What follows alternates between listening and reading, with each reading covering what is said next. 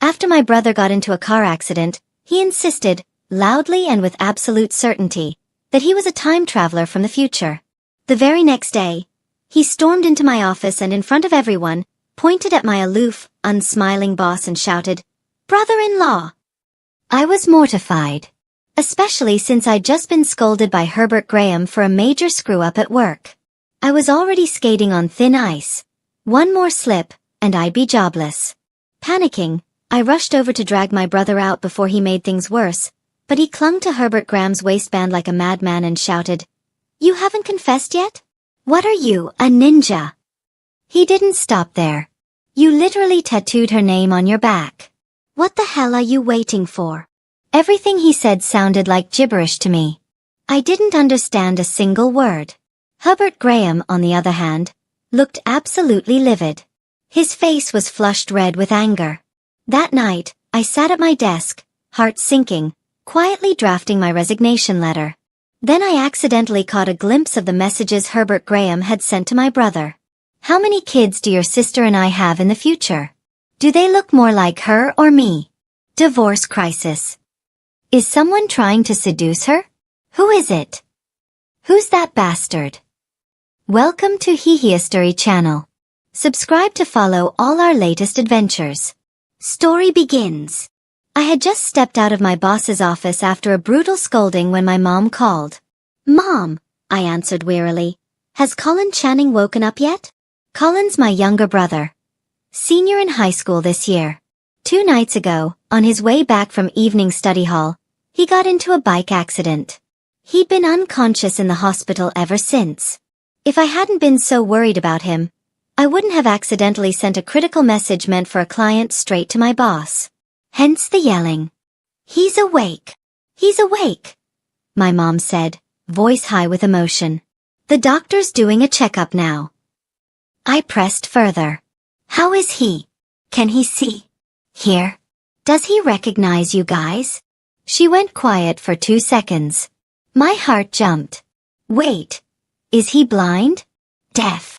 No, she said quickly. "He's not deaf or blind, it's just, he keeps saying really strange things." A burst of noise came through the phone before I could ask what she meant. Then my brother's voice rang out, excited and clear. "Am I the chosen one?" "Mom, are you on the phone with Sis? Let me talk to her." A few seconds of rustling later, his voice came straight into my ear. "Sis, listen, I'm back from the year 2035. You guys have to do exactly what I say. We're gonna get rich, I swear." I ended the call with a deadpan expression. Does this idiot think I have time for this? The company's cash flow had been in trouble the past few days, and Herbert Graham, my boss, was in a dark mood. The whole office felt like it was under a storm cloud. When I got back to my desk, my coworkers shot me sympathetic looks. One of the closer ones leaned in and whispered, "Joey, you okay?" I blinked. "Yeah. Why?" She gave me a thumbs up. "You're tough. After getting chewed out by Hell Graham for that long, you didn't even flinch." Hell Graham. That was the nickname they gave Herbert behind his back. No sooner had she said it than she glanced over my shoulder and went dead silent. Herbert Graham had just stepped out of his office. He was tall, broad-shouldered, and perfectly proportioned. Every feature on his face looked like it had been drawn with precision. Even the most basic suit somehow looked stark and ascetic on him, like he'd walked out of a minimalist designer ad. He was on a call as he walked toward the elevator. When the doors slid shut behind him, the tension in the office instantly dropped. "Looks like Hell Graham fixed the cash flow issue," someone said. "He really goes all in." "No kidding. He pushes us hard, but he's even harder on himself." "Hey Joey, didn't you go to the same college as Hell Graham? He was your senior, right?" Just like that, the spotlight was back on me. I nodded. "So was he always like this back in college?" someone asked. I hesitated. "Like what?" They thought for a second, then replied, "Cold. No warmth." Herbert Graham had been my senior. He was also the president of the Student Volunteer Association I briefly joined. But I didn't know him well. Barely spoke to him actually. Just enough to say we weren't strangers, but definitely not friends. So I didn't feel comfortable commenting on what he used to be like. I just laughed it off and went to the break room with my mug. The others kept chatting outside, but my mind drifted. In truth, the answer to their question had flashed through my mind right away. Was Herbert Graham a cold person even in college? I didn't think so. And not just back then. I glanced around. Our company was barely more than a startup. Bare bones, scrappy. Yet the break room was always fully stocked. After an intern fainted from low blood sugar, someone had cleared out a shelf just to keep it filled with chocolate and candies in every flavor. The women's restroom always had emergency sanitary products. Whenever there were client dinners, Herbert Graham either went alone or, if he absolutely needed someone, chose a male employee to accompany him. None of these things were flashy. Most people never even noticed. But I did. Because they showed something. Herbert Graham had been shouldering everything by himself from the start. Quietly. Steadily. Trying in his own way to protect the people under him. Herbert Graham returned before the end of the workday, looking unusually relaxed. A coworker whispered, "Looks like the crisis is over. We might actually get to leave on time." That was an understatement. Moments later, we all received a text. Paid day off tomorrow. The office went quiet for 2 whole seconds, then erupted. I love our boss. I love my skyrocket tech. I love Hell Graham. The last shout rang out just as Herbert Graham stepped out of his office. The guy who said it froze mid-cheer, mouth still wide open, then silently buried his head in the paperwork in front of him. Herbert Graham didn't say a word. He just gave us a faint glance and said, "Call it early." Then his eyes paused on me. I straightened up immediately. "Got it, boss." And just like that, the boss was out the door. No reason for us worker bees to stick around. I started packing up to head out, but as I stood waiting for the elevator behind Herbert Graham, my phone buzzed. It was my mom. "Your brother's been discharged. He says he's on his way to pick you up." "He's what?" I frowned. "Where is he now?" "Should be near your office by now," she replied a bit flustered. Apparently, while she was signing the release forms, Colin Channing had bolted from the hospital on his own and left her a note. My vision darkened. "All right. I'll take him home," I said before hanging up. The elevator arrived. I stepped in right behind Herbert Graham. It was a small space, and though we stood in opposite corners, the confined air made everything feel just a bit too close. I stared at his back, lost in thought. Then came his voice. Completely unexpected. "Your boyfriend's picking you up?" Boyfriend? I blinked. Thinking back to the call I just had, I realized he'd misunderstood. I rushed to clarify. "No, my younger brother." The faint crease between his brows eased almost imperceptibly. He gave a small nod. "Ah, my mistake." Then silence again. I fixed my eyes on the floor number display and watched as it crept toward one. When the doors opened, the first thing I saw was someone wrapped in bandages, craning his neck and scanning the lobby. "Colin Channing." I strode toward him. "What are you doing at my company?" Sis. Colin's face lit up. "You suddenly look so young." "I'm still getting used to it." "Are you losing it?" He leaned in conspiratorially, voice low and secretive. "Sis, I have to tell you something. I'm from the year 2035. I stared at him with grave concern. Did the doctor recommend psych evaluations at all? They just let him out like this? Seeing that I didn't believe him, he started panicking, scratching his head, desperate for a way to prove himself. That's when his gaze landed on someone behind me, the very man speaking to the receptionist. His eyes lit up. "Wait. Isn't that?" He pointed right at Herbert Graham, his voice caught in his throat. I grabbed his hand. "Don't point. That's my boss." Before I could finish warning him, a deafening shout exploded in my ear. "Brother-in-law!" Colin yanked free and sprinted toward Herbert Graham. Then he hugged him. Full-on wrapped his arms around Herbert's torso and started slapping him enthusiastically on the back. "Bro, We got in that accident after drinks, remember? Did you time travel with me back to 2025? I've been so scared alone. Thank God you're here with me. Then, without warning, he cupped Herbert Graham's face and kissed him. Smack dab on the cheek. I was stunned into stone. So were the co-workers who had just exited the elevator and witnessed the whole thing. Herbert Graham stood frozen, blinking at Colin, then turning to look at me. He quickly recovered, pulling himself out of Colin's grasp, struggling to retain some last shred of composure. Through clenched teeth he asked, "Would you mind telling me, who exactly are you?" "Me."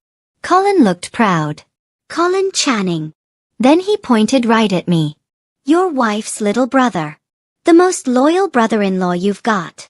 Every eye in the lobby swiveled and landed squarely on me. My face burning, I yanked at the back collar of Colin Channing's shirt, trying to drag him out of the lobby. But he was already 17 now. And strong. Too strong. He shook me off effortlessly, then turned around and sat straight down on the floor, latching himself onto Herbert Graham's leg like a human barnacle.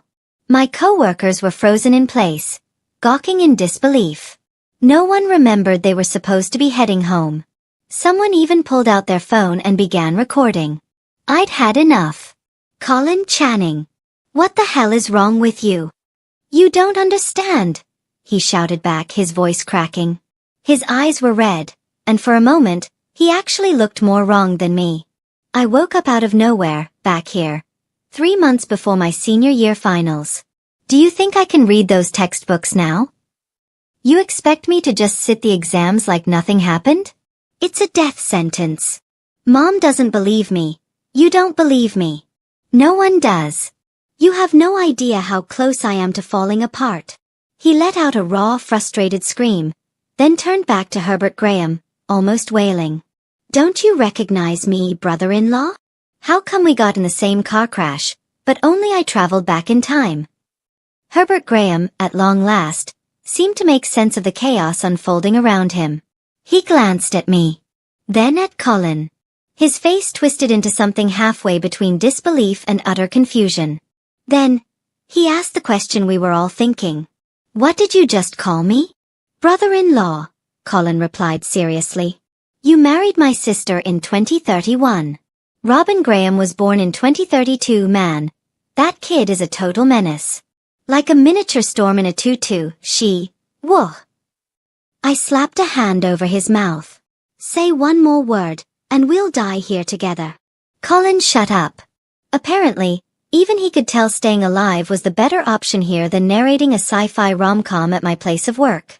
I laughed. Manically. I was on the verge of a breakdown. I turned, tossed out a half-coherent apology to Herbert Graham, and made a beeline for the exit. Colin scrambled up to follow me, but he was still recovering from the accident. Dizzy, unstable and reckless, he reached out to steady himself, and grabbed Herbert Graham's belt, and with one swift tug, pulled his dress shirt halfway out from his pants. Colin gasped. Sorry, future brother-in-law." Ever polite, he even tried to tuck the shirt back in. Herbert Graham stared at him, lips twitching with disbelief, then, inexplicably, laughed. A dry, incredulous huff. He took a step back. I stood at the entrance, watching the disaster unfold. I wanted to laugh too, but I couldn't. Then Colin squinted at Herbert's back. "Holy crap," he shouted. "You have a tattoo on your lower back." Herbert had remained composed through all of this, being tackled, kissed, called names, but that made his expression finally shift. He quickly slipped on his suit jacket and said nothing, but Colin was still staring wide-eyed, as if he'd just uncovered a conspiracy. "You already had my sister's name tattooed on you back in 2025? And you didn't confess till 2030? What are you, a ninja?" Boom. A figurative lightning bolt struck me right there in the lobby. My brain went blank.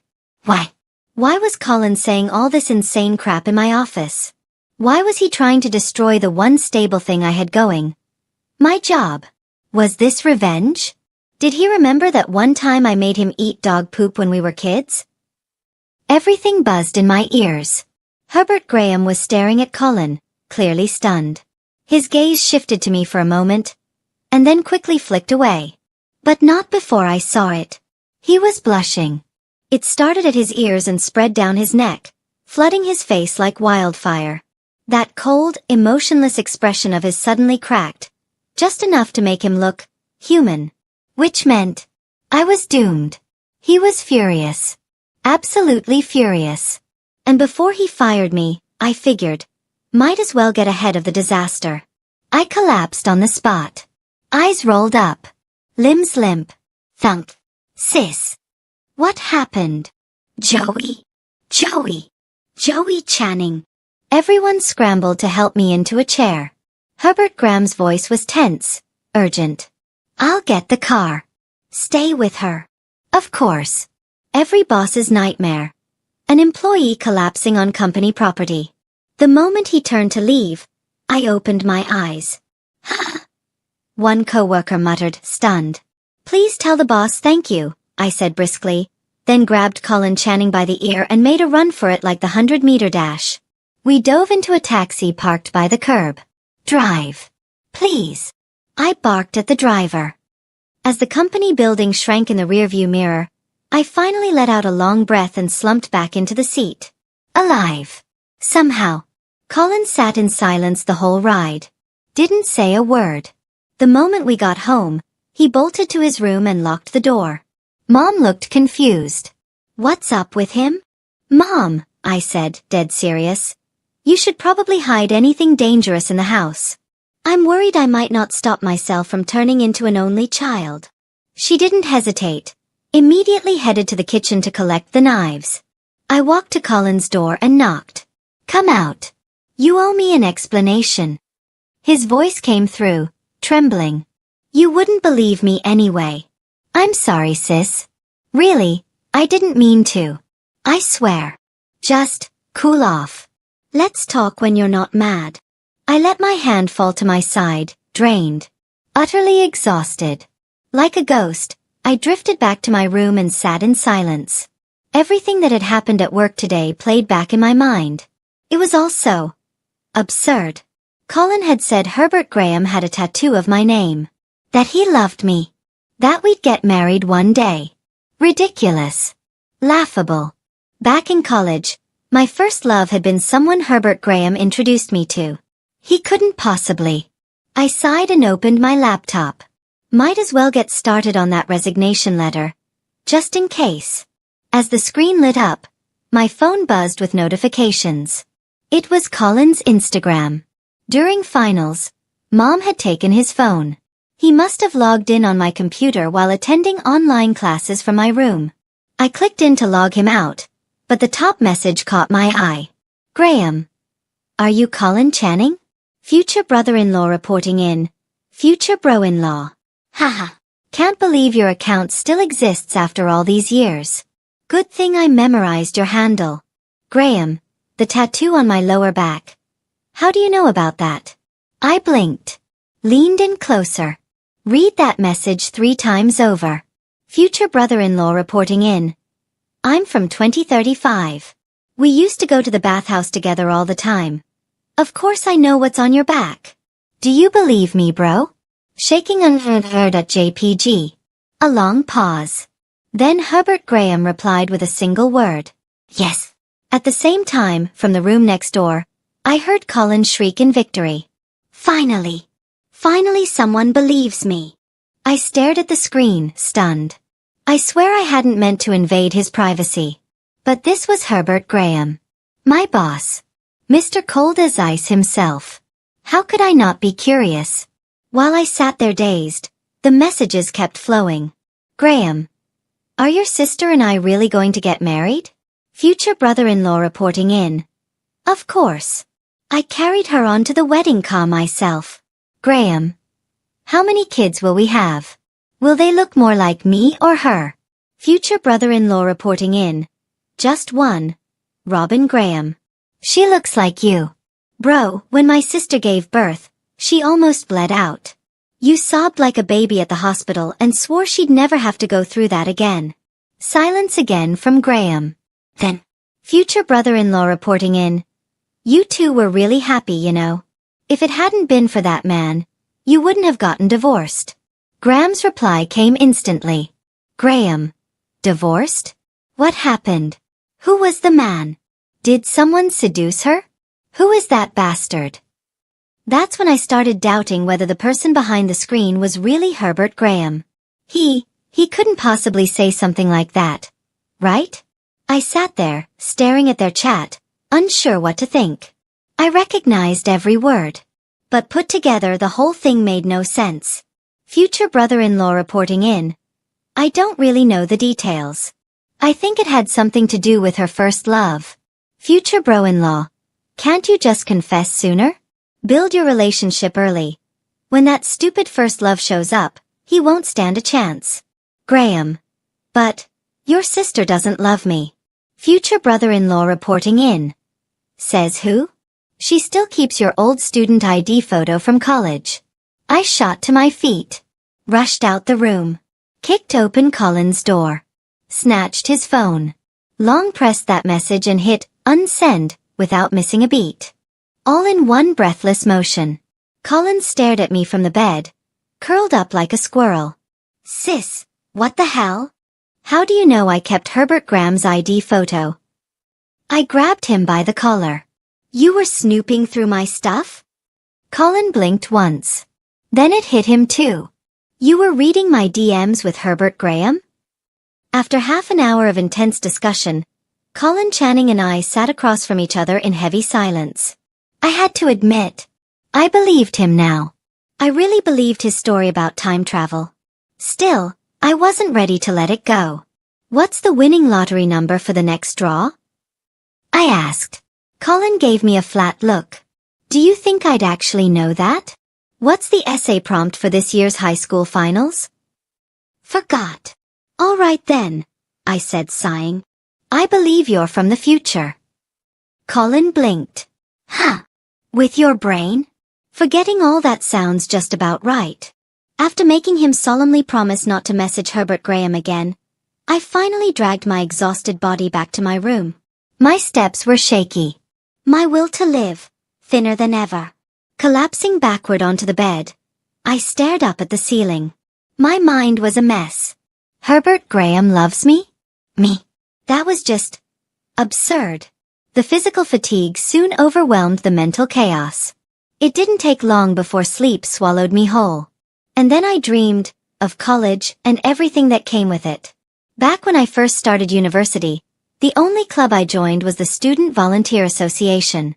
Other than that, I mostly kept to myself, often retreating to the quiet corners of the library. One afternoon, after downing too many cold drinks, my period came early. I stained my pants. Completely unprepared, I hunched over the desk, frozen with panic. That's when I heard someone knock on the edge of the table. By the time I looked up, the guy had already walked away. Left behind was his jacket and, tucked discreetly on top of it, a sanitary pad. There was no name, no message. Just kindness. Except, a student ID had slipped from his jacket pocket. That's how I found out his name and major. Edward Miller. Same department as the Volunteer Association president, Herbert Graham. Rumor had it they were even roommates. I laundered the jacket and brought it to the club office, asking Herbert if he could return it for me. As always, Herbert Graham's expression was unreadable. He took the clothes, gave a small nod and said nothing more. But from that moment, I started secretly paying attention to Edward. I memorized his class schedule. Asked around to see if he was seeing anyone. Loitered near the basketball courts hoping to accidentally run into him. Eventually, I worked up the courage to ask Herbert about his likes and dislikes. Surprisingly, the ever-stoic Herbert talked to me more that afternoon than he ever had before.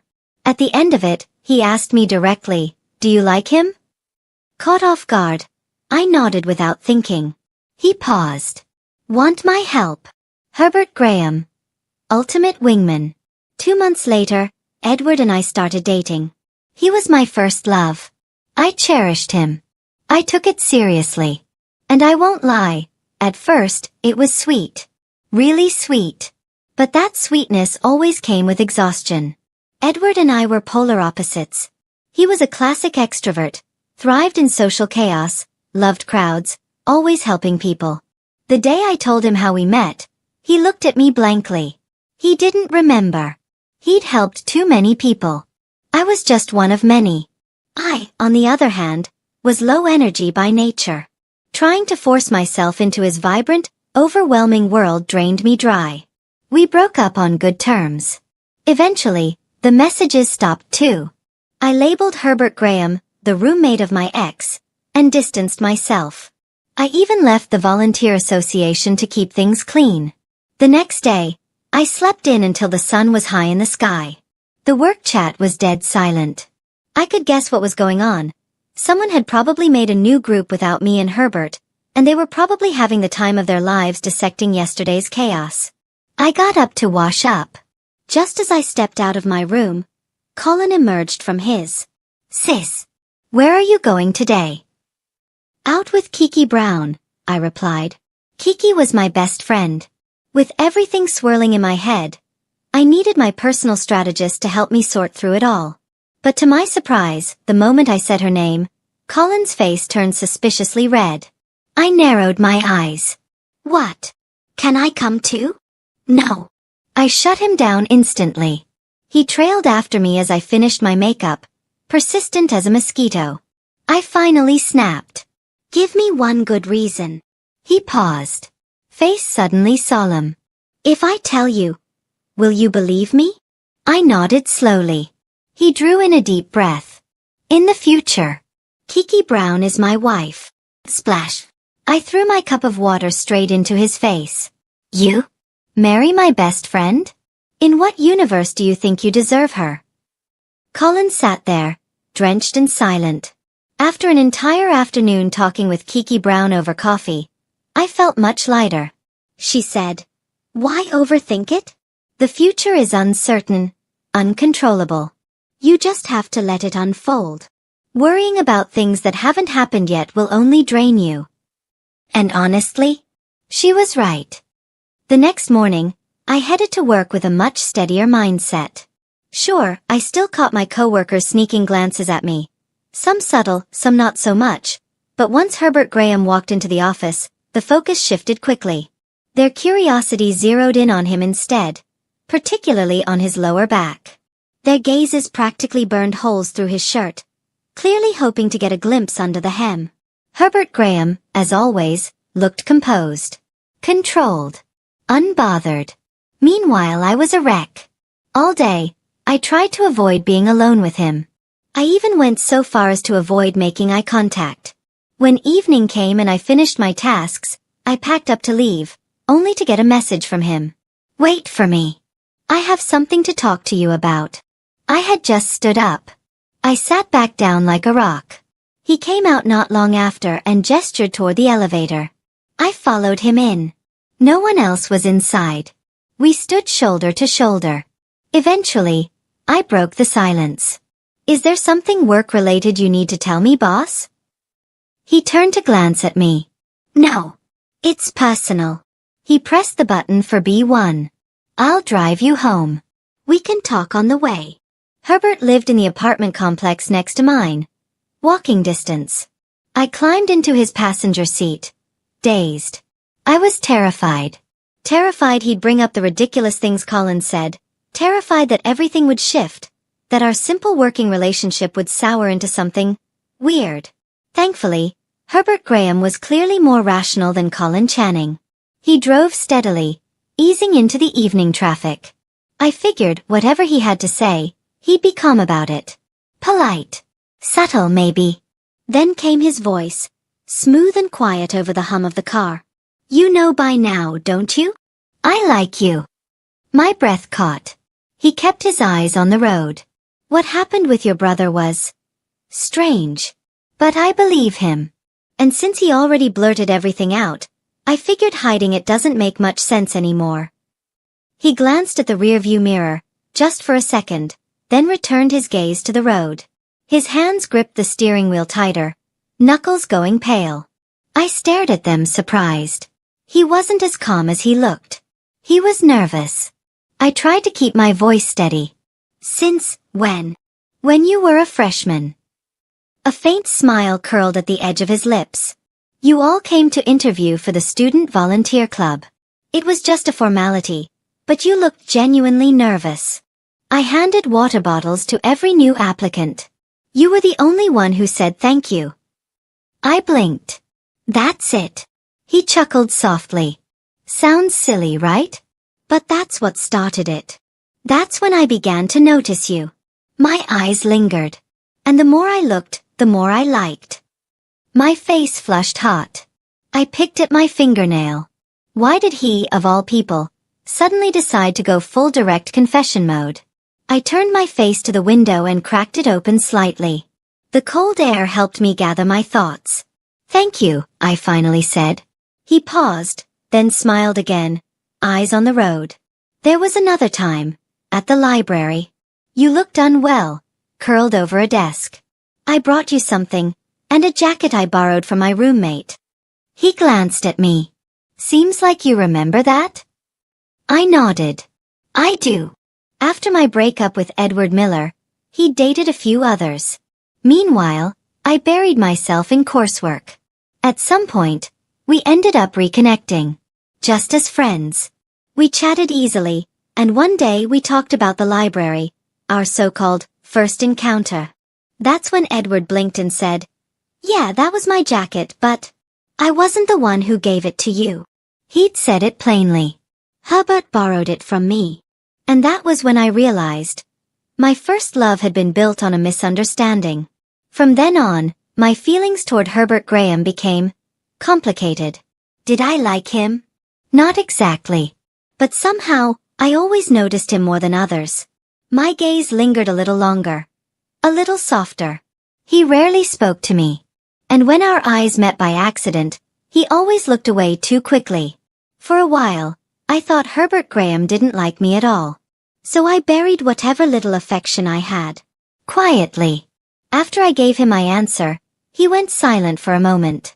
The car crawled forward in rush hour traffic, stopping and starting until we hit a long red light. The silence inside the car grew heavy. Then, just as the light turned green and he hit the gas, he spoke again. I thought you didn't know. And because of that, I let myself hope. I stiffened.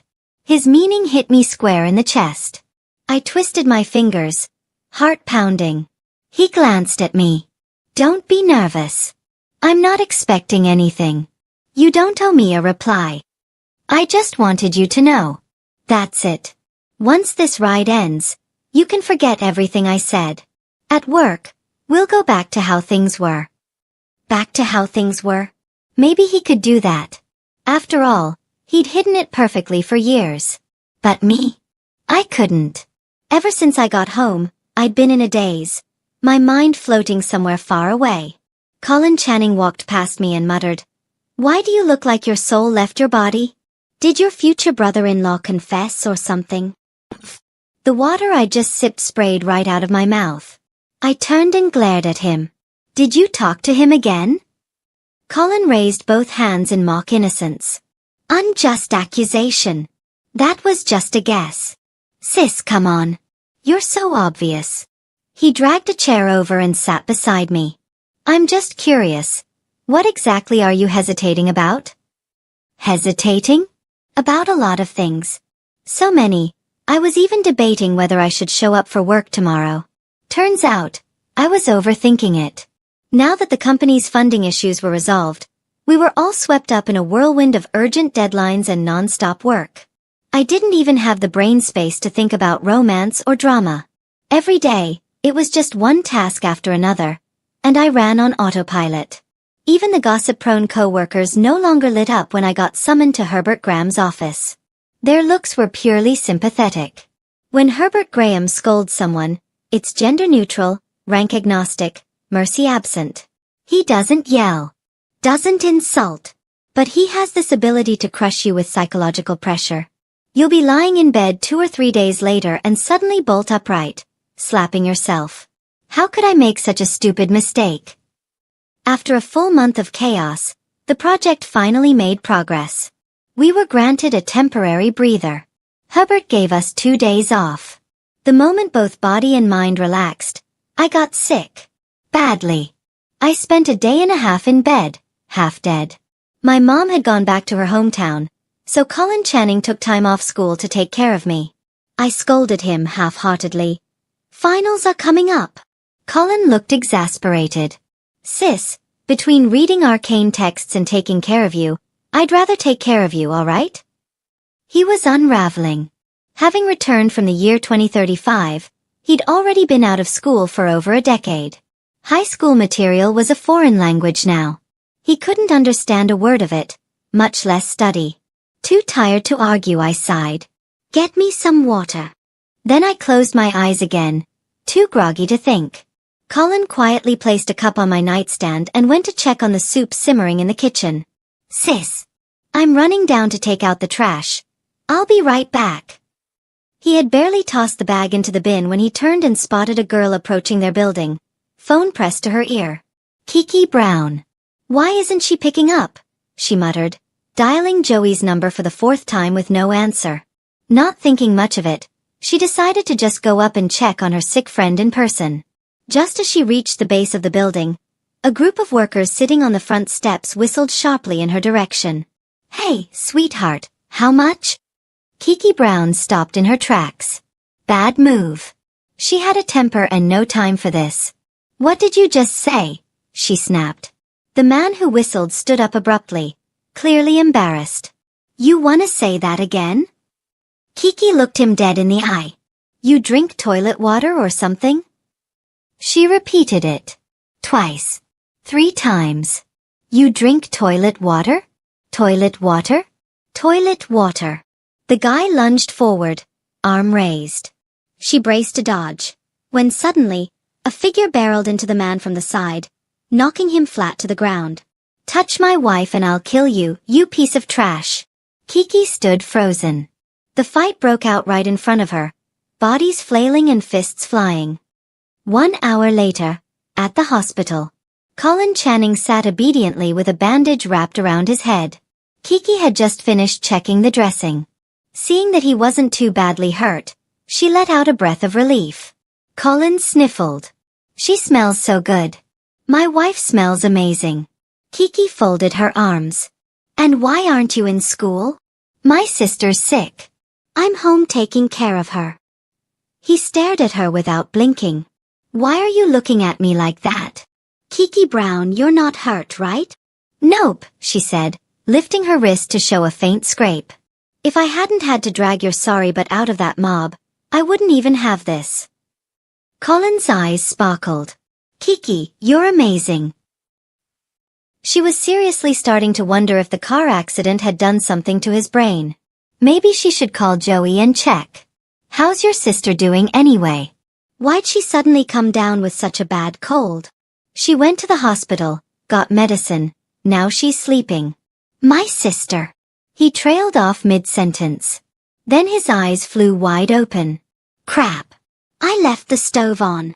He scrambled to find his phone, only to realize it wasn't with him. Kiki quickly tried Joey's number again. Still no answer. Kiki, Colin said breathlessly, can I borrow your phone? I know someone nearby. He lives close to us. Maybe he can help. I had slept so deeply I felt like I'd dropped off the face of the earth. When I finally woke up, I was drenched in sweat, but the fever had broken and I actually felt better. A cool towel landed gently on my forehead. Wow. Looks like Colin Channing grew a conscience after living an extra 10 years. Taking care of me now, is he? I kept my eyes closed, letting him fuss over me, and shamelessly started giving orders. Give me some water. A second later, a straw was slipped between my lips. I took a few sips. The burning in my throat eased instantly. My entire body ached from sleep, and I didn't have the energy to move. So I kept it going. My arms hurt. Massage them. A warm palm landed on my arm. The massage that followed was surprisingly good. The pressure was just right. Gentle. Steady. Comforting. I sighed in pleasure. Today, my usually annoying little brother was behaving like a perfect, caring sweetheart. Feeling genuinely touched, I reached my hand out blindly, fingers groping until they landed on his head. You brat.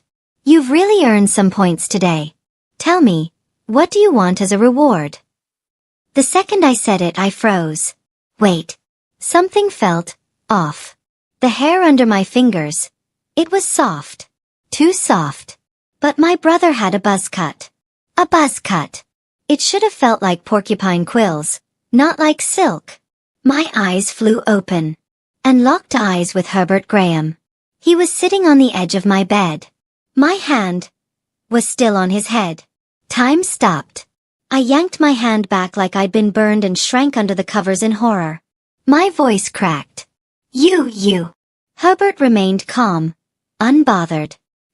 He quietly picked up the towel from my forehead, walked over to the basin, rinsed it in cold water, wrung it out, folded it, then returned with the same steady composure. Colin's at the hospital, he said. His voice a touch lower than usual. Hospital? I nearly shot upright, but a wave of dizziness stopped me. Herbert reached out instinctively to steady me. Relax. He's fine. Got into a minor scuffle and took a few hits. Your friend Miss Brown is with him. Everything's handled. He gave me the bullet point version of what happened downstairs. By the time he was done, I was equal parts shocked and furious. But then I blinked and realized something far more important. Why are you here? The real question, the one I should have asked first. Herbert gently laid the cold towel back on my forehead. The chill helped clear some of the fog in my brain. Colin used Miss Brown's phone to call me.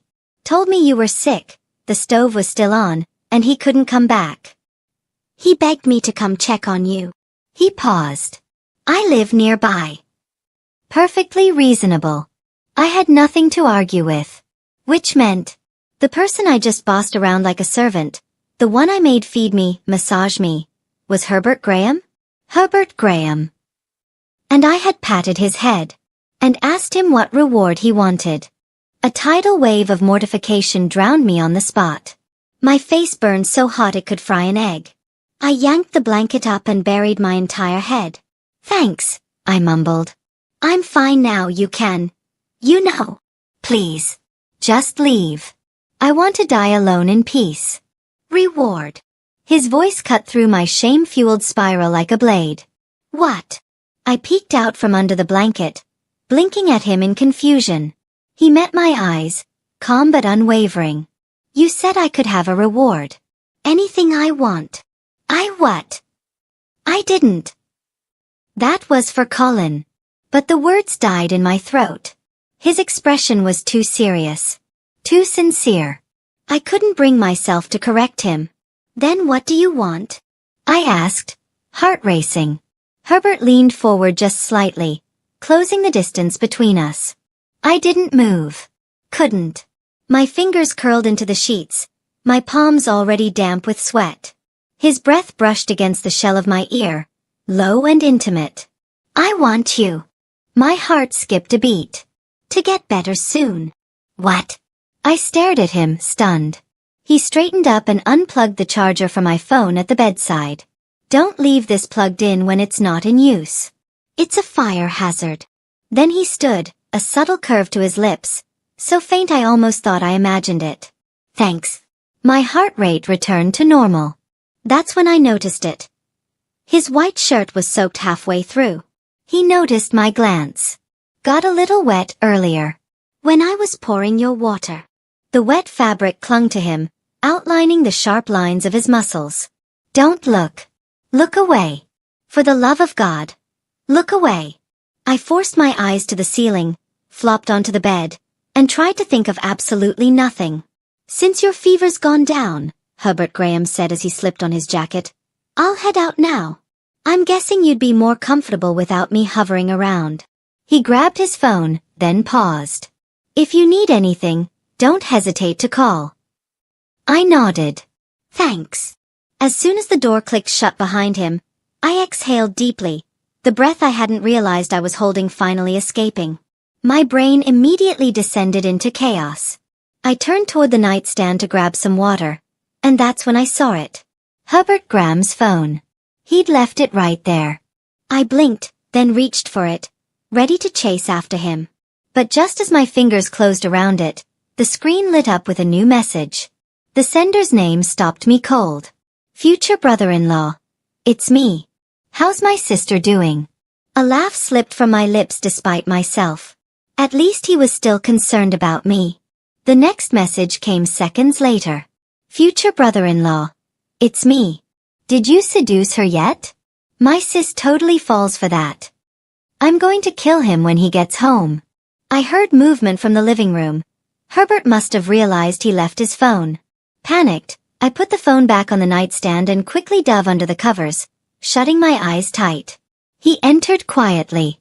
I could hear his footsteps near the bed. He picked up the phone, but didn't leave right away. Just as I was struggling to keep still, I felt movement beside me. He leaned down. And gently, softly, his lips brushed my cheek. A single kiss. Barely there. He tugged the blanket a little higher over my shoulder, rested a hand briefly on my forehead, then quietly left the room. I opened my eyes. My hand drifted to my chest. Broken. My heart was broken. It was beating so fast it felt like it might explode. The illness came fast and left just as quickly. I only took one extra day off before bouncing back to work like nothing had happened. That evening, I worked late, till about 7 or 8 p.m., finally clearing all the backlog. Stretching, I realized the office was empty. Everyone had gone home. I zoned out in my chair for a minute, then got up to turn off the lights. Passing by Herbert Graham's office, something compelled me to peek inside. He was still there. The lights were off, but I could just make out his figure, slumped over the desk, fast asleep. I stepped inside, stood beside him for a moment, then reached out to gently touch the hand dangling off the edge of the table. The second time I touched him, he stirred. And then he grabbed my fingers. He lifted his head, eyes still hazy with sleep. You're leaving.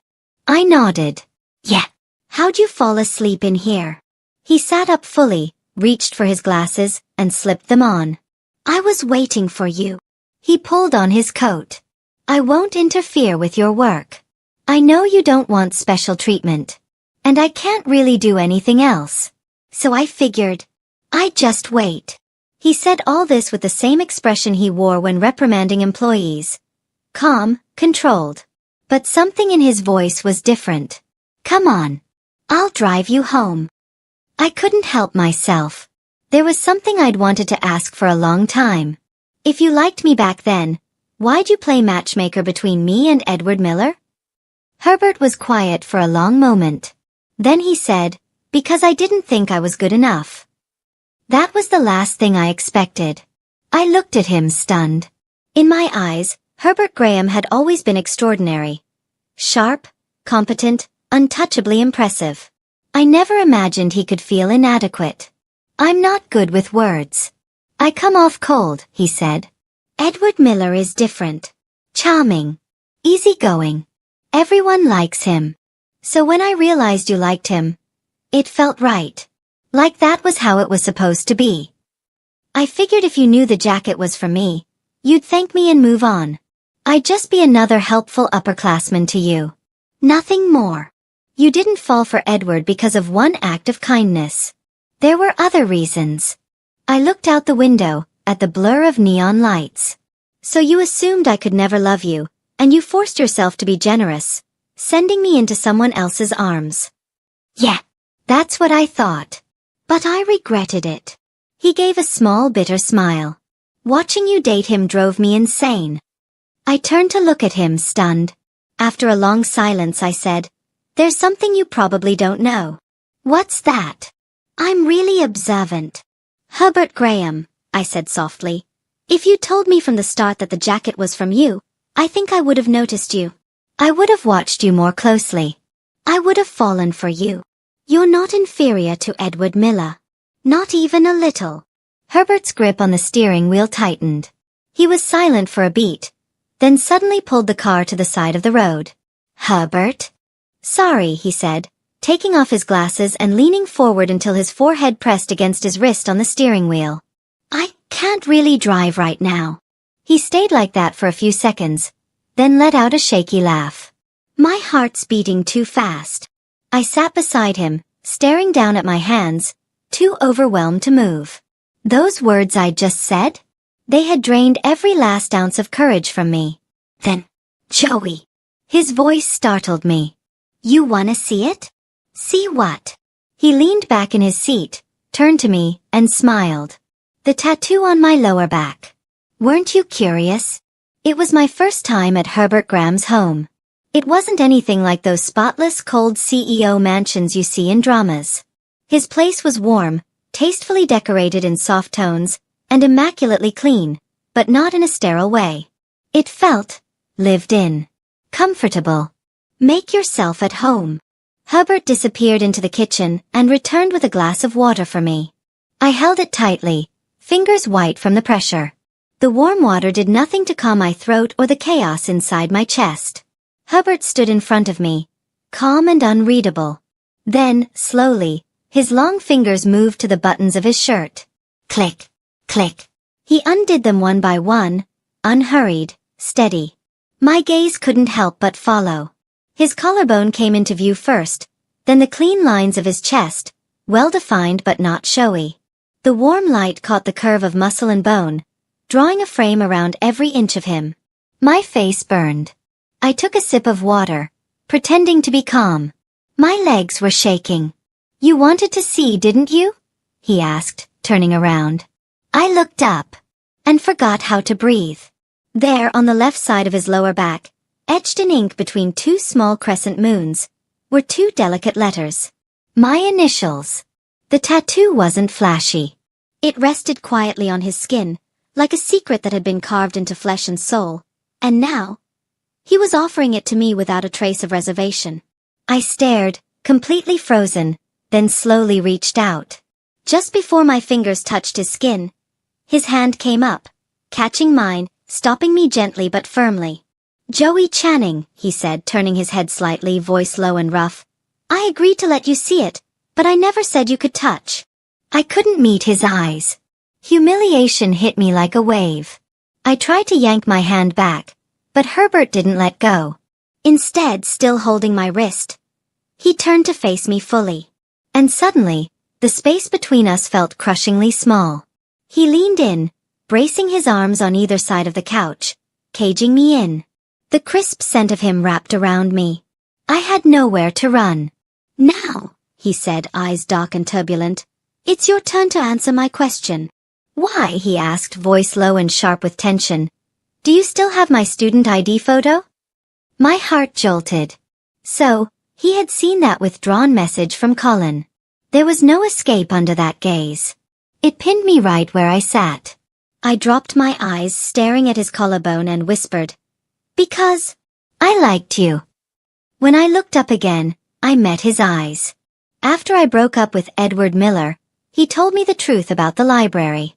That the jacket. It wasn't from him. It was you. I couldn't stop myself after that. I started noticing you. I had a crush on you. But I never planned to tell you. I bit my lip. I was afraid I'd seem frivolous, like I just ended one relationship and jumped into another. So I pulled back, I admitted softly. Then one day at the volunteer club, I found your ID photo lying around. And I don't know. I just kept it. I couldn't bring myself to look at him anymore. Silence stretched between us. The only sounds were the tangled beats of our breath. Then he reached out and gently lifted my chin. His touch was warm. Steady. His eyes, usually so cold and distant, now looked like oceans lit with fire. Deep, burning, full of things he hadn't said. He leaned down and kissed me. At first, it was soft, tentative, almost reverent. Like he wasn't sure I'd let him. But then all the years of restraint unraveled at once. The kiss deepened, grew urgent, consuming. His lips moved over mine with a hunger that had waited too long, with a desperation that stole the air from my lungs. I froze, then melted. My hands moved instinctively, resting on his chest. Under my fingertips, I could feel the heat of his skin, the strong, erratic thump of his heart. The tiny space between us burned hotter with every second. And while all of this was happening, his phone, forgotten on the table, continued lighting up with messages. Future brother-in-law, listen, you have to talk to her about the stupid ex thing. If you don't, it's gonna cause a divorce crisis in the future. For real. She totally kept your photo. She actually cherishes it. My sister's all bark and no bite. Just sweet talk her a little. And don't go subtle with the seduction. She won't get it. Just take it off. Show off those abs. Trust me. Once you guys get married, she's obsessed with your body. Like, can't keep her hands off it. Why aren't you replying? Why isn't my sister home yet? What are you two doing? Why is no one answering? Seriously, I'm getting scared. Please answer. Herbert Graham and I were officially together now. The moment Colin Channing found out, he jumped up at home, practically vibrating with excitement. I knew it. I'm the ultimate wingman. When I get back to 2035, Herbert Graham owes me a full month of meals. But as soon as he said it, the grin faded from his face and his shoulders slumped. Can I even go back? I sat down beside him, patting his arm. It's okay. Even if you can't return, you still have something very important coming up. You've got your high school finals in a week. Colin. He grabbed his backpack and made a beeline for the door. I caught him by the collar. Where are you going? To find Kiki. She promised to help me study. Heh. I frowned. You too. Wait. You weren't serious before, were you? Colin turned to me. Dead serious. Every word I said was true. Kiki Brown will be my wife. I started chasing her in college and didn't stop for 7 years. She finally said yes to marrying me. Then I got in a car accident and landed here. I blinked at him. That still sounded unbelievable. But she's 5 years older than you. You guys weren't even close, right? So what if she's 5 years older? I love her, Colin said boldly. I've loved her for ages. Kiki's way cooler than you. She's smart, funny. In middle school, when some punks were harassing me, she's the one who beat them up. My wife. My amazing wife, he sighed dreamily. Crash. A sudden loud thud came from the front door. Startled, I rushed over and yanked it open. Only to find Kiki Brown standing there, frozen like she'd been struck by lightning. Her eyes darted between me and Colin, who was still in the living room looking like a deer caught in headlights. Her face flushed bright red, and without a word she turned and ran. Colin moved faster than I'd ever seen him. He tore out the door after her. Wife, I mean Kiki. Wait. Let me explain. 3 days before finals, my mom dragged me to the St. Helena Chapel to light a candle for Colin. She was convinced that divine intervention was the key to a passing score. No matter how I argued, she wouldn't budge. Herbert Graham went with me, probably to prevent me from complaining the entire way. The chapel was packed. Finals week always drew in a crowd of anxious students and desperate parents. I knelt at the pew, palms pressed together, muttering half sincerely, "Please, let my idiot brother pass his exams and please don't let him pull another stunt." When I got up, I realized Herbert wasn't beside me anymore. I circled around to the back garden and found him standing beneath the town's famous wishing oak. It was draped in red ribbons, each one holding someone's written wish. Sunlight filtered through the branches, casting dappled light across his shoulders as he raised his hand to tie on a new ribbon. I stepped behind him and wrapped my arms around his waist, whispering, "What are you wishing for?" "A label," he said, turning to smile at me. Then he pointed at the ribbon he'd just tied. On it, written in his neat handwriting, were 2 names, Herbert Graham and Joey Channing. My heart skipped a beat. I looked up and saw my reflection in his eyes. "You don't have to wish for that," I whispered. Rising onto my toes, I pressed a kiss to his lips. "You've already got it." He opened his mouth to respond, but my phone started buzzing in my pocket. Mom's name lit up the screen. Her voice trembled on the other end, choked with panic. "Joey!" "Colin." He passed out at school while picking up his exam slip. "He's at the hospital. He hasn't woken up yet." My brain blanked with a loud buzz. "Don't worry, we're coming now," I said quickly. How is he? Can he see? Hear? Does he recognize you? When we arrived, Colin was still unconscious. The doctors ran every test. His vitals were stable, but no one could explain the cause of his coma. Mom sat beside the bed wiping away tears. Kiki Brown showed up too, face tight with worry. Time dragged on as we waited.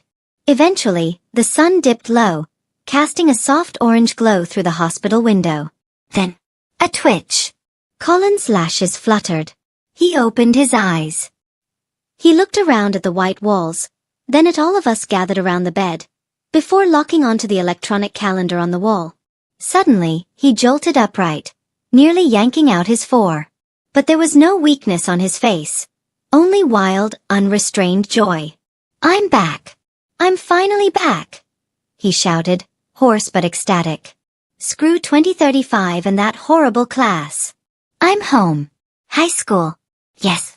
Glorious high school. Mom reached out with trembling hands to feel his forehead. Colin.